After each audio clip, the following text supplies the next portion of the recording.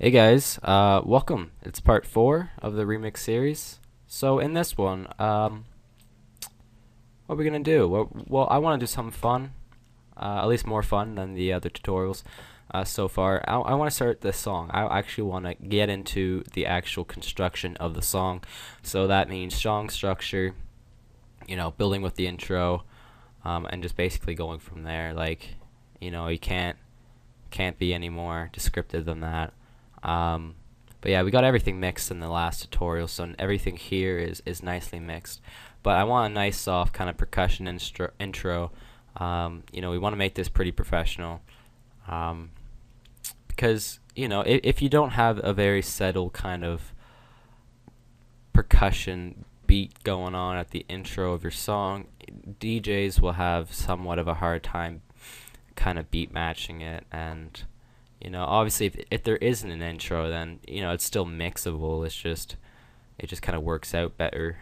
But yeah, so let's just do that. Let's just do that. Go to an empty pattern. This is pattern 11. So I don't want my kick to be this loud, or at least this like powerful. So a good way to make it not so powerful is to remove some of the low end, or to kind of suppress the release.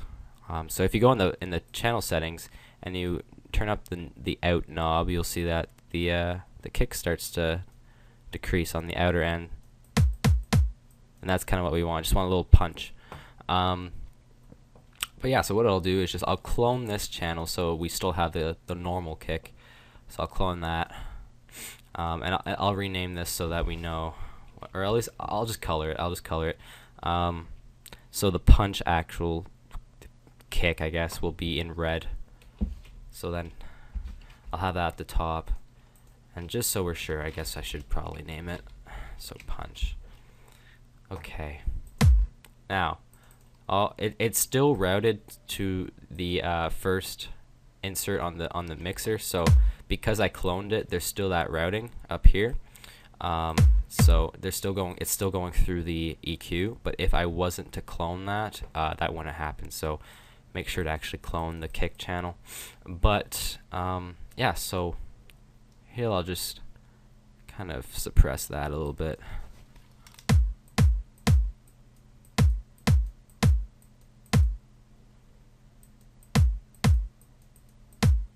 We still want it to sound good, but just remove a lot of that unwanted low end for the intro. So we have that nice little punch, and we'll just keep that kind of 4-step tempo beating thing going. Alright, so I'll also bring that up to pattern 1.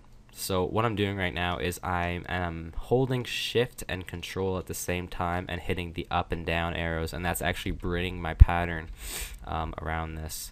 Alternatively, you could just right click and hit move up or move down, these two here, but I'm just using the controls. I'm also going to rename that to punch, and why not, I'll color it red just so that we're all nice and organized. So punch is in red. I'll remove the old kick and I'll bring back the new kind of softer version.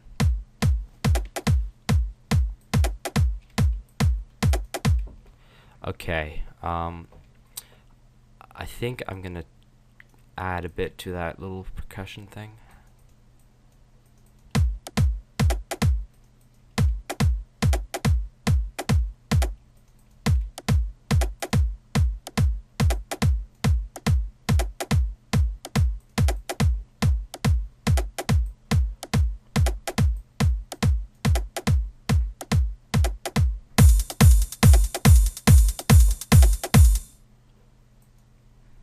Okay. Yeah, I'm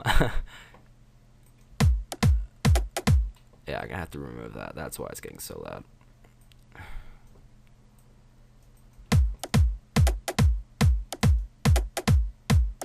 So just a steady little thing like that.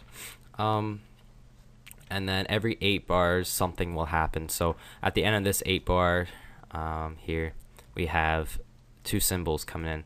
I'm going to take off the rides. I think it's a little too early for that. but we're gonna introduce that. So as you can see, this is 1 bar, this is 2 bars, this here in lighter gray is, or in red now, that's 4 bars, and this is 8 bars. Alright, so whenever we finish or make a section of 8 bars, the next 8 bars here, there will be something added, and it'll kind of keep progressing that way. I don't want to just have the vocals laid out like this. I would like to be able to cut it up a bit, and I want to do something with the whistle part, because I think that'd be cool. But I don't know, the song might not be so good with the whole sampling of vocals and just messing around with them. Some songs just kind of work better, but generally we should be able to be somewhat creative, hopefully. Cutting up the vocals and making like the stutter thing at the beginning really isn't necessary for all remixes, so don't think that you have to cut up all the vocals and, you know, I don't know, play them stutter like, and because, you know, sometimes it can be really cheesy. So, you know, just if it's your style, I guess, you know, definitely do what you want. But generally we're just gonna keep this pretty simple, and since we are on the cell setting, I can move this over like another 16 measures. So we'll move that all the way over here. So we just changed it like this. Okay. Yeah.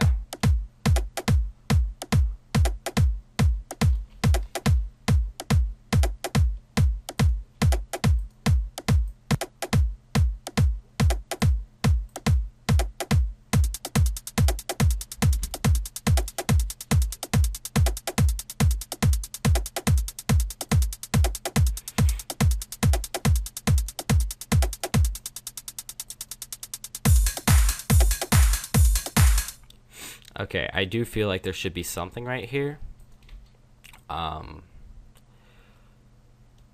What could we add in the vocals? What could we do here? I'm just gonna remove that bass and see if we can just listen to certain samples or certain parts or certain sentences in this song. If there's anything we could just sample that would sound okay right there in that one little measure.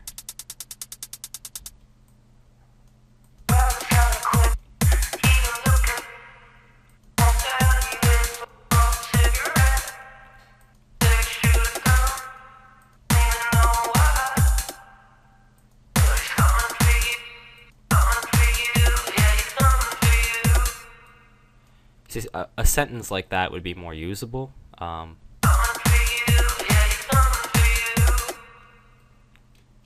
Generally, you know, because it just kind of sets the theme, you know, of the lyric. Obviously, you wouldn't sample something like that just because it's just random. But coming for you, yeah, he's coming for you. It's a little more. It sets the tone, sets the theme.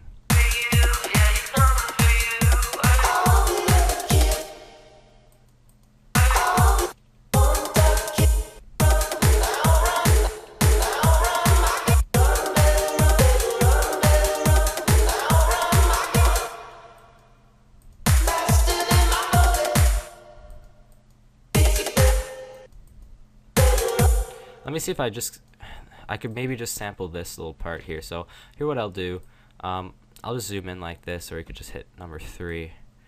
I'll go to the magnet, hit none, which I just did, hit the little slicer guy, and I'll just slice right in between, or right before the you better.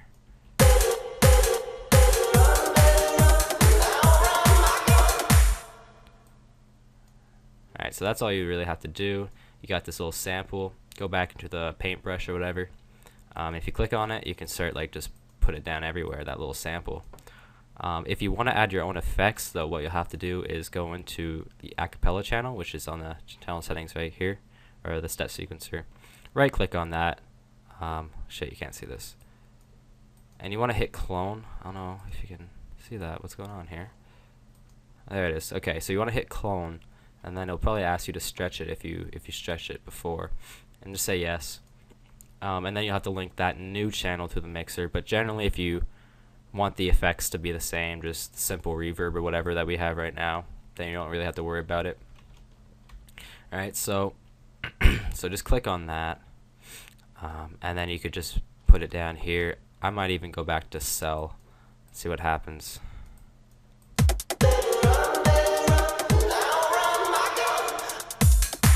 See how it's kind of random? You know, like some songs will just have it so that it's easier, and a lot of the times you don't actually have words. A lot of different songs are made so that you can just kind of have a few whoa whoa whoas going on,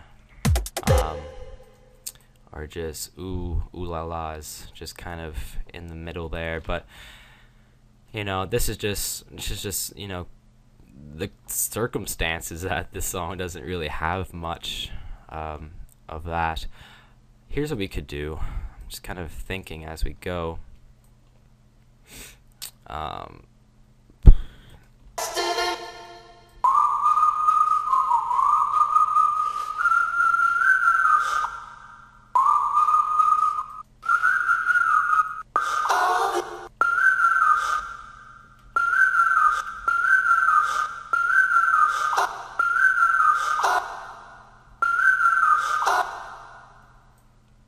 So I'll sample that.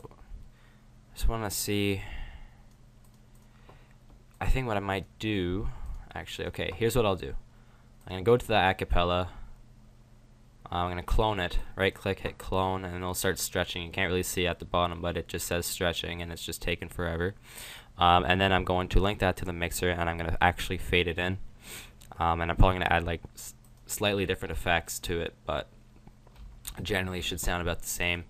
But yeah, I'm going to go there, throw her down like this, and you got the exact same thing, right? But generally what you want to do is you can line it up the exact way that you had it before, so that you know you have it all lined. But yeah, after you're done that, just go to that part that I just sampled, the whistle or whatever sample you want to sample, and just sample it. And let me see if I can find it. Alright, so right here. Okay. I'm just gonna erase all that, and that's all we want right here. The empty channel right here. That's all we want. So this should be pretty much like vanilla the moment I link it to another insert. So insert 22, I'm gonna link it there. You'll want similar EQ, so you don't have to worry too much about that. I'm just gonna cut it off about the same hertz that we had it at, which was 322 or 332. Is that what it said? So 332. So right there, we did something like this, and we did something like this. Do this better than I am, but you know, generally it sounds like, looks like that, right? And anyway, EQ it according to the sample that's being played. I think I'm gonna take multiband compressor and go to this setting. I think it's vocal. I want this bright sound.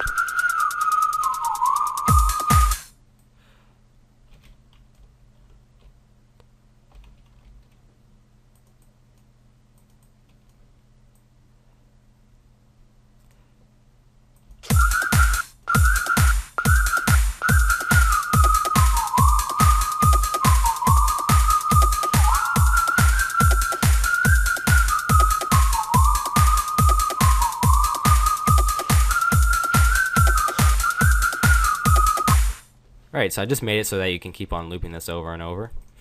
And here's how we're going to start off the song. I think what we'll do is we're just gonna have that fade in, the little whistle, and that's gonna kind of be the beginning of the song. I'll fade that in using the fader, but alternatively we could just do this. Where is it? Free filter. Get the free filter. We'll just use low passive, just a little bit of resonance, and we'll put that at full blast or just full hertz. So we're just letting everything in. Right click, create automation clip. If you haven't selected a certain part of your song, then the envelope will just keep on stretching until it reaches just the longest point of your song. But generally I'm just going to do this because we might want to change the actual filter settings at some point in the song with the vocals anyway, so might as well just have this. So you can just kind of put it wherever you want, but generally I'm just going to keep it right here, and it's going to start off really low so we won't really actually be able to hear it. But if I just did this, then you see that it's just going to fade in.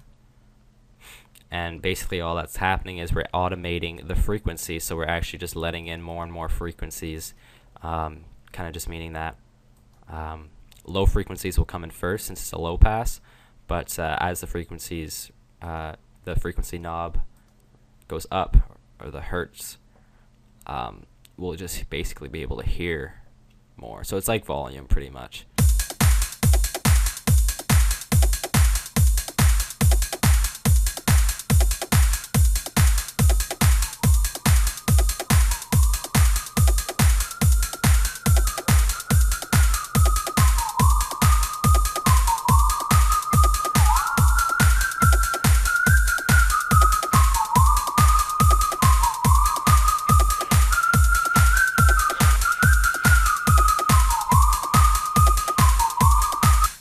Yeah, so we could just kind of do something like that. Obviously we'll fix it.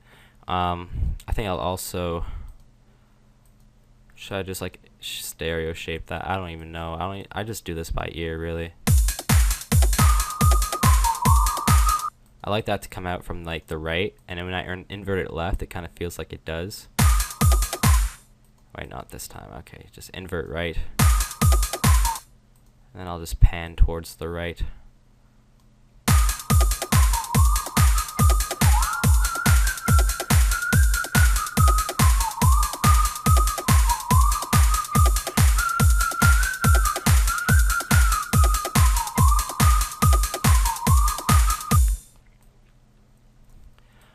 And then we could just start the song at the very chorus, and then that will just kind of change the original structure of the song, but we're keeping our own structure. So we got 16 bars all along here, and we want this to be just another 16 bars, which would be this here. So we don't need that.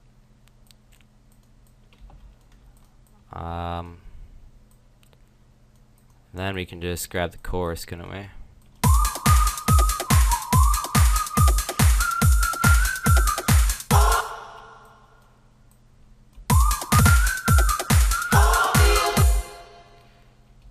Okay, 1 second. I'm gonna have to copy paste that because it's not aligned right now.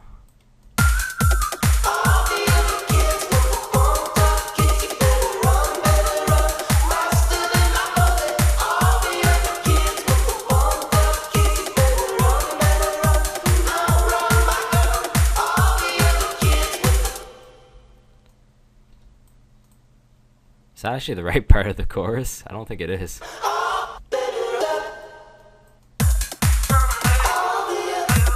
Alright, yeah, that's actually the beginning. So we'll just grab all that. So I'm just outlining it and then copy pasting it using Control C, Control V. Oops. So we'll start here, isn't it?